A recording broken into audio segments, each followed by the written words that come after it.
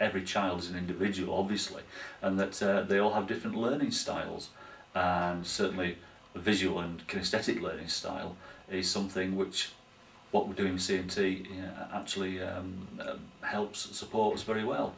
And I think when you see the actual pupils really respond in the way they have to everything that's been done, you know that that's the right way to go, because the pupils respond, they learn so much more, their hands are flying up next lesson. The pupils who normally would be quite quiet in the corner, they're very much engaged, and that I think tells anyone, if they need to know, that this is the right road to go.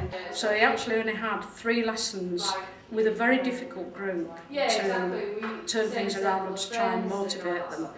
And in the initial lesson he was met with some resistance, I have to say. There were some very difficult students in there, behaviour problems, that kind of thing.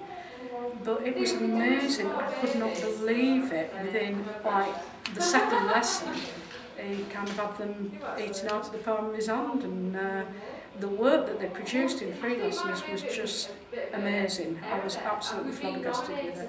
When you ask pupils, like we did last year, we had a survey for year 7s, 8s and 9s, end of the year, the most memorable lessons. And the most memorable lessons were the lessons where we had activities like that, particularly with the lessons where Rachel was involved. For the year 7s, it was straight away Battle of Hastings. For the year 8s, it was straight away, we did the Charles I, second, his execution. That was straight away the thing they came up with.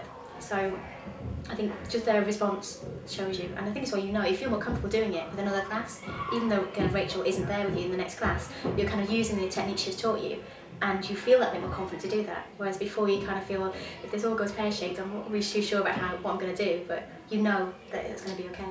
Then we agreed that he would come in and take a new group for a full half term, and again it was met with some resistance at the beginning, and it's not cool to do this, and don't like drama and all this kind of thing.